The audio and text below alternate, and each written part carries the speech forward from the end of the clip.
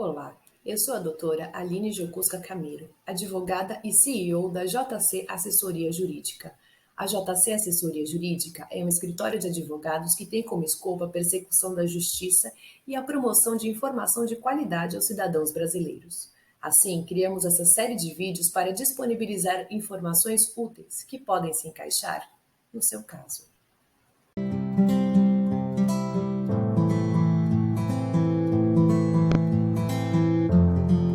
Chegou a hora de entender o seu direito.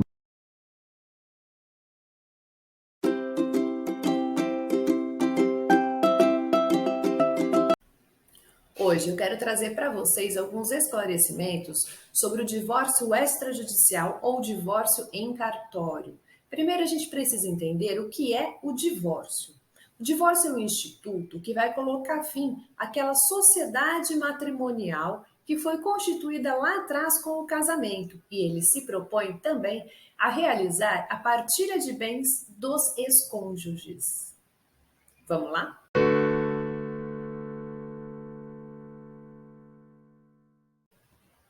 Não são todos os casos que comportam o divórcio extrajudicial. Existem dois requisitos que precisam ser seguidos quando se propõe a se fazer um divórcio extrajudicial, quais sejam as partes estarem de acordo e não existirem filhos menores ou incapazes.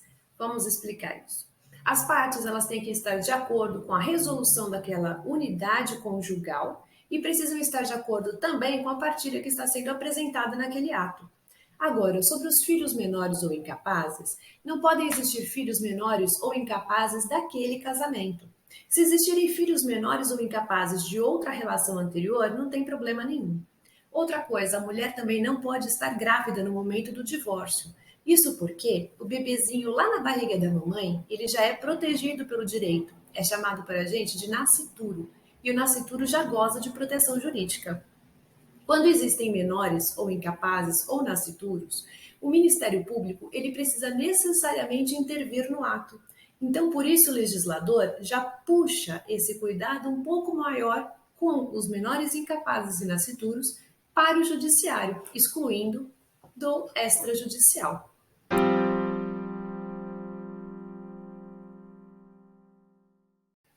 Outro aspecto muito importante que tem que ser tratado é a divisão de bens oriundo dessa partilha.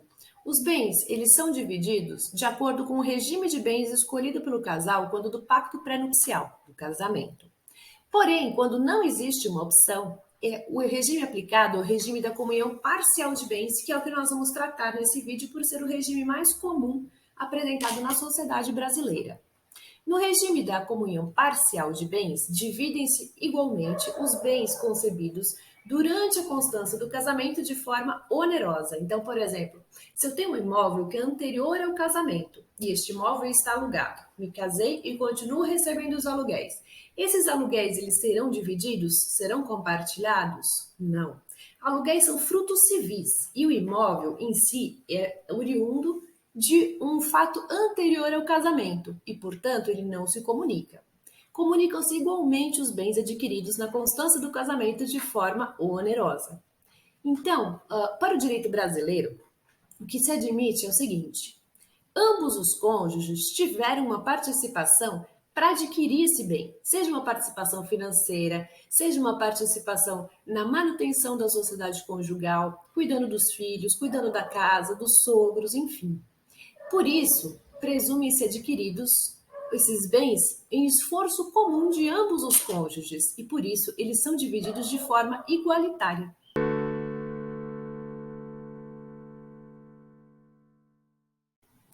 Em um primeiro momento, para o direito, os bens são divididos 50-50. 50% do imóvel para a esposa, 50% do imóvel para o marido, 50% do veículo para a esposa, 50% do veículo para o marido. Porém, se já existe uma ruptura da sociedade conjugal, também não existe um interesse das partes em continuarem em uma comunhão patrimonial. É aí que entra a partilha. E na partilha, por ser um ato consensual realizado entre as partes, eles podem escolher qual patrimônio ficará com quem. Às vezes, um bem tem um valor subjetivo muito maior que o valor objetivo ou o valor de mercado. Por exemplo, a esposa que se fica com um apartamento, escolhe ficar com um apartamento que é próximo ao serviço dela, ao invés de ficar com uma casa em um condomínio fechado, por exemplo, que tem um valor de mercado muito maior do que aquele apartamento, mas que para ela não seria tão útil, é um exemplo do que acontece na prática. Na prática, os bens eles devem ser equivalentemente partilhados. Se não o forem, existem dois tipos de coisas que podem acontecer. A torna, ou seja, o cônjuge que ficou com um valor maior vai retornar ao outro um valor financeiro para que seja compensado. E sobre essa operação, por exemplo, se incide a compra de um imóvel, da parte de um imóvel de um cônjuge, incide um imposto chamado ITBI. Se existir a doação daquela parte, ou seja, eu abro mão deste bem, eu realmente não quero este bem, eu quero somente isso, isso e isso, existe uma doação. Quando existe uma doação, incide o ITCMD.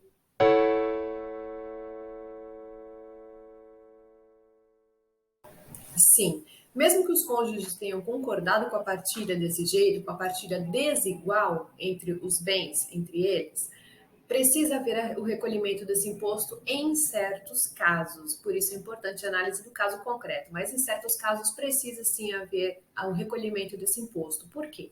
Porque o Estado, ele quer a contrapartida dele. E a contrapartida do Estado é um imposto.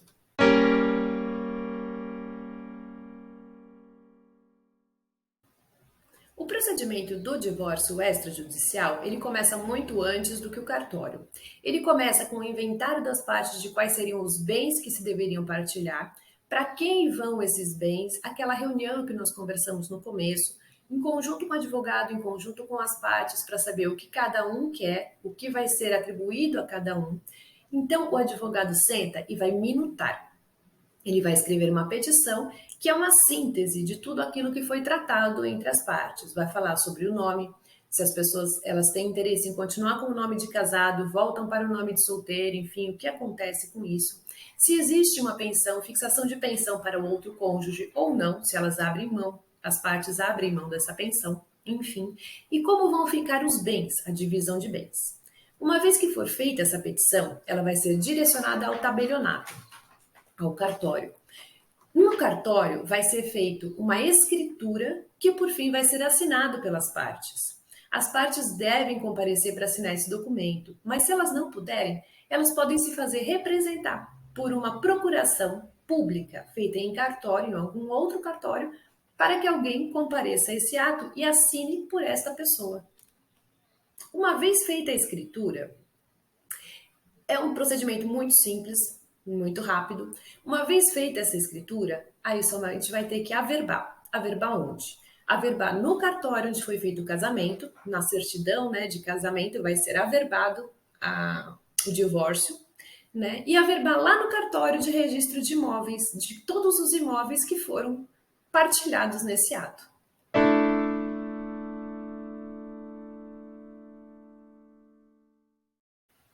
Sobre a documentação, se divide em dois tipos. Nós vamos precisar da documentação das partes, então a gente precisa de cópia autenticada de um documento de identificação com foto, né? E o CPF dos divorciandos. Vamos precisar da certidão de casamento, que é o ato que a gente comprova para a gente desfazer, tá? Essa certidão tem que ser atualizada no prazo de 90 dias antes do ato, até 90 dias antes do ato. Vamos precisar da escritura de pacto antenupcial, devidamente registrada, e a certidão do registro desse pacto, se ela houver, também atualizada em 90 dias, a certidão de nascimento dos filhos ou documento de identidade oficial com foto dos filhos, se houver. Lembra que a gente falou lá atrás que somente podem filhos maiores e capazes? Então, são desses filhos. E sobre os bens que tiverem a partilhar, se houverem bens a partilhar, vamos precisar para os bens imóveis da certidão de matrícula dos imóveis, cópia do IPTU, certidão negativa de débitos do IPTU. E para os bens móveis, o extrato bancário atual, cópia autenticada do documento de veículos, qualquer outro documento que comprove a titularidade do bem.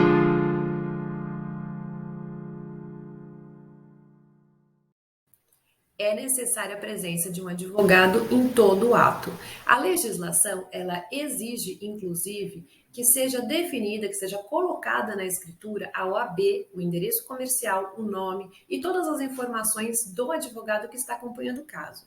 Como nós já vimos, a atuação deste profissional, ela não é somente assinatura, assinar a escritura, não é só isso. Ele faz todo o trabalho de fundo e já coloca para o tabelião quais são os limites desse acordo da partilha e do divórcio. Então, sim, é necessário a presença de um advogado.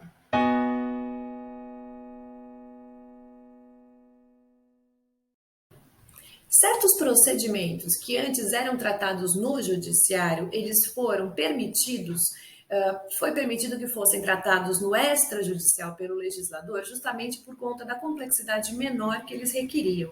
Entre eles, foi o divórcio extrajudicial. Então, sim, todos os efeitos que se tem em um divórcio judicial também se tem em um divórcio extrajudicial. A única diferença são os requisitos. Se não houver preenchimento dos requisitos, apenas judicialmente se pode fazer um divórcio.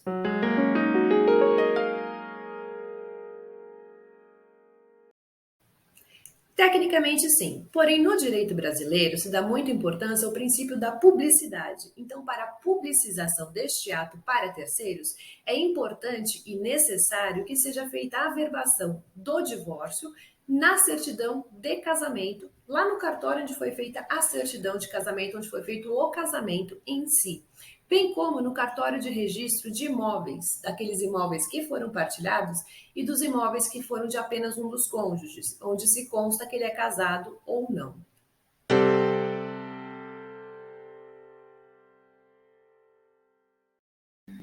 A maior vantagem do divórcio extrajudicial é ele ser extremamente rápido. Existem casos em que até no mesmo dia que se marca com o tabelião se consegue já a escritura do divórcio. Porém, a fase mais demorada desse divórcio é a reunião entre as partes, as decisões sobre o divórcio, sobre nomes, sobre bens, partilha, essa parte. Uma vez acionado o cartório ou tabelião, esse procedimento é extremamente rápido e em São Paulo, que é o local onde eu me encontro, ele pode ser realizado em menos de uma semana.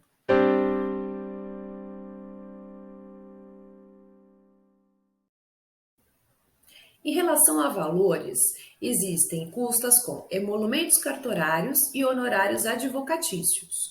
Os emolumentos cartorários, eles são tabelados por lei e todos os cartórios do estado de São Paulo, seguem a mesma lei, o mesmo preço. Atualmente, em 2022, para se realizar um divórcio extrajudicial sem bens a partilhar, por exemplo, a taxa de cartório, o emolumento do cartório é de R$ 512,01. A partir do momento que existem bens a partilhar, então essa tabela vai sofrendo incidências maiores de acordo com a legislação, o que deve ser analisado caso a caso. Ainda restou alguma dúvida? Entre em contato com a gente nos endereços que estão ao lado. Muito obrigada e até um próximo vídeo.